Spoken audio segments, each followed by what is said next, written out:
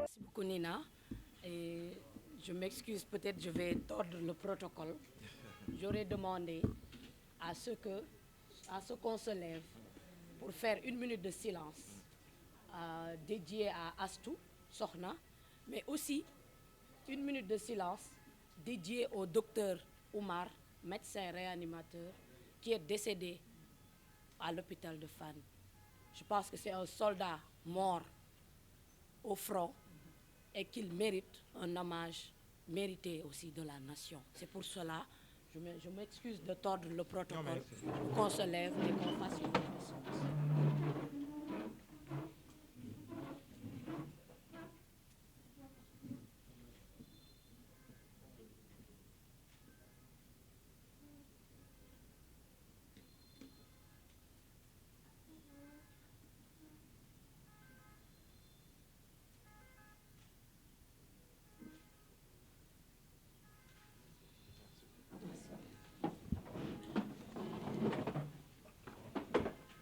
Merci beaucoup à tout le monde. Donc, Aliou def na français, Gaël def na français, man damay def wolof. Très bien, super. Parce que je pense que 17 millions de Sénégalais yëpp dégg nañu kàllaama wolof. Et li may tàmbali wax rek mooy sunu kàddu njaal jëmale ko ci famille Astou Sokhna, sunu kàddu métitlu jëmale ko ci citoyens yi nga xam ne ñi ngi dund toujours ces problèmes là, mais itam comme nu ma ko waxee jaale la famille de docteur Oumar, yàlla na leen yàlla xare àjjana. Et li may wax dafa am solo te damay ñaan suñu mbokk journalistes yi def liggéey boobu, parce que xaalisu Sénégal chaque jour la ñuy jël nattal ministère yi ay budget. Ay journalistes ngeen, dama leen di ñaan ngeen dem gëstu entre 2017 ak suñu jonn yàlla tey 2012 ñaata xaalis 2022 plutôt ñaata xaalis lañ jël def ko ci ministère de la santé. te bi ñu calculer xaw nañ jege lu ñu naan 811 milliards de francs CFA, ndax boo jëlee année 2018 député yi nattal nañ ko budget 169 milliards. soo jëlee année 2020 député yi nattal nañ ministère de la santé 191 milliards. soo jëlee 2021 nattal nañ ministère de la santé 216 milliards. soo jëlee 2022 budget 2022 nattal nañ ministère de la santé 235 milliards. loolu yëpp boo ko xaymawee toll na ci 811 milliards de francs CFA xaalisu Sénégal bu nu def ci secteur de la santé, te bokkul ak li partenaires techniques et financiers yi di indi et cetera. Donc je pense que ne tey sunu xaalis fépp fu muy dugg dañu war a exiger une qualité dans le travail, dans le service qui est fourni. ma delloowaat leen si li ñu naan la constitution. boo demee dans la constitution sénégalaise en son article 7 dafa ne l'État doit protéger tous les citoyens, maanaam liy wér-gu-yaram, liy jàng, liy aar sénégalais État lañ ko dénk. donc État moo ci am wàll bu njëkk, pàcc bi ci gën a rëy État lañ ko jagleel. ma laaj leen ndax tey tollu nañ ci foofu walla tolluwuñ ci foofu. leneen li nga xam ne dama koy wax et c'est des faits, soo jëlee le protocole d'Abuja, la déclaration d'Abuja, dafa ne woon suñu système de santé yi pour mu ñoŋ il faudrait que lu mu néew ñu investir ci 15%. ren budget Sénégal 5000 et quelques milliards la. soo jëlee 235 milliards budget ministère de la santé yegguñu sax 5%. ci réew mu nga xam ne dafa bëgg émergence, ci réew mi nga xam ne dafay tendre vers li ñu naan koom-koom. donc ñun ay sénégalais lañ et exercice boobu dañ leen ciy ramener ñu dem def saytu boobu mun a confronter le ministère de la santé muy benn. ñaar li nga xam ne peut-être ñu ngi koy dund te problème yi je pense que ne si ñeent la wala jëm si juróom benn mooy la gouvernance sanitaire.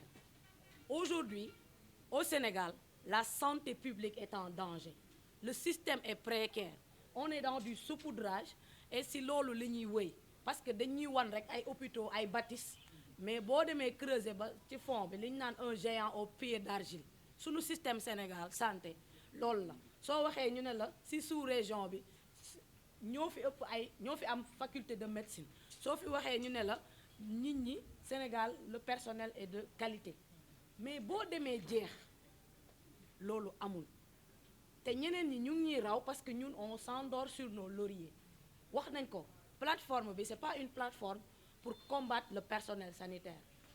Man j'ai travaillé pendant 2 ans les Sirènes en tant que volontaire dans le cadre de la RIP. ay sénégalais lañ nañ ko wax te dund boo demee ci hôpitaux yi duñ la accueillir niñ la war a accueillir, soo demee ci accueil ci hôpitaux yi duñ la wax niñ la war a waxee te wax bu neex sarax la te premier soin bu ñuy jox malade xëy na accueil bi la amu fa te loolu li koy waral mooy xëy na sanction du am, xëy na politisation de la santé moo koy waral parce que tey est-ce que ñi ñuy jël méngoo nañ ak ñi ñu war a jël, est-ce que tey ñi ñuy jël waroon nañ fa toog. bu fekkente ne loolu yëpp amul on ne peut pas s'attendre à avoir un résultat probant dans le système de santé te loolu yëpp ñun ñu ngi gis constat yi ñu ngi koy wax. dama leen di jox rek exemple ngeen dem vérifier parce que man du ma waxantu.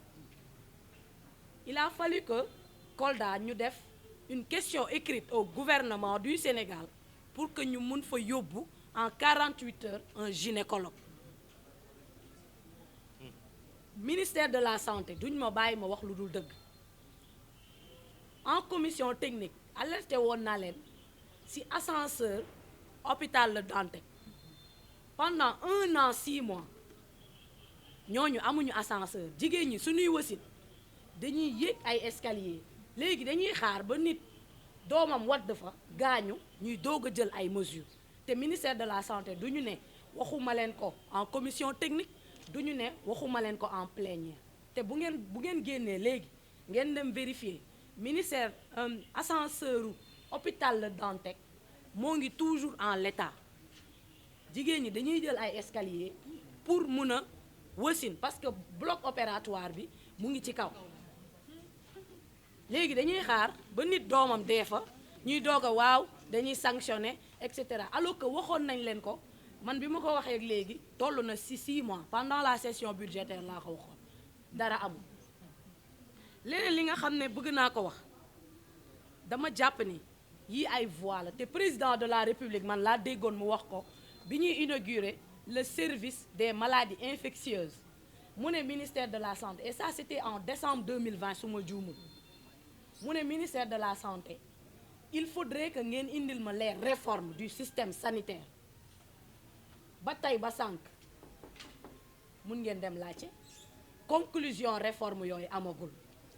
léegi ñun on se demande suñu chef de l'État ndax kàddu kilifa amati na njëriñ ci dëkk bi parce que dañuy wax nii rek sànni après actualité bi 1 semaine 2 semaines 3 semaines ñu wax ci mu jeex.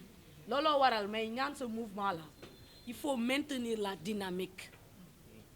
il faut maintenir la dynamique parce que problème conjoncturel solution structurelle moo koy régler.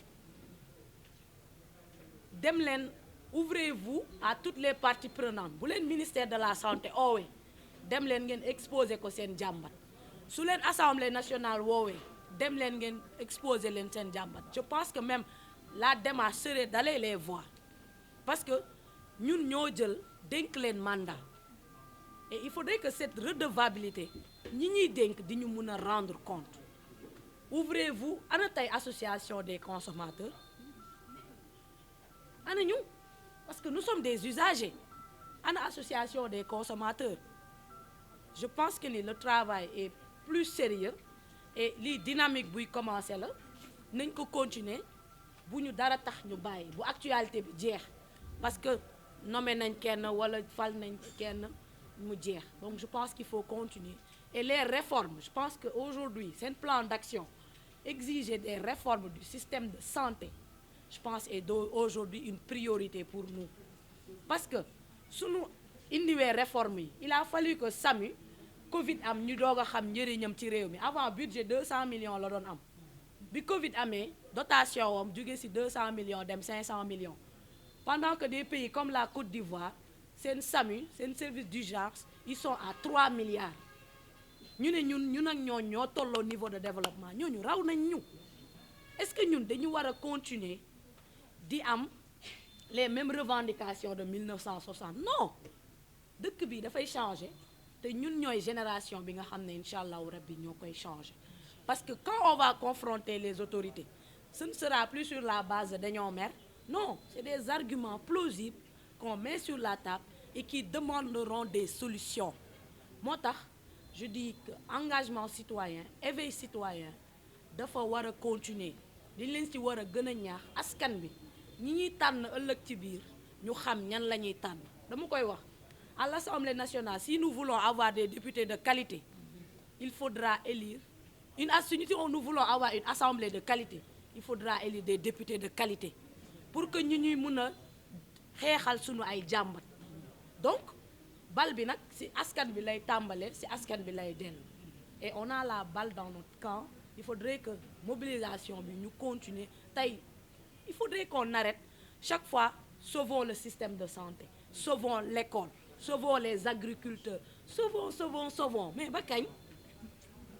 Donc je pense que le problème est beaucoup plus sérieux et il faudrait que fu mu toll nii qu'on pose le débat sur la gouvernance de la santé au Sénégal mu jël en compte l'offre de soins jël en compte prise en charge jël en compte le management jël en compte la recherche jël en compte le financement et la formation.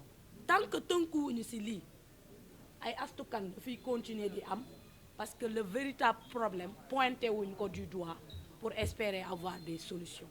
Loolu laa amoon lu may wax et di jéggalu si les tons ont été durs mais nous on a une sensibilité pour la santé. Parce que dañu gis ne santé dafa am njëriñ kalaa bay kalaa lekk kalaa dem guerre kalaa xeex day fekk nga am wérgu yaram te Sénégal 65% de la population est jeune su ñu amul wérgu yaram fu ñu jëm naka la ñuy prétendre vers le développement. Donc merci beaucoup ñu ngi leen di gërëm di leen sant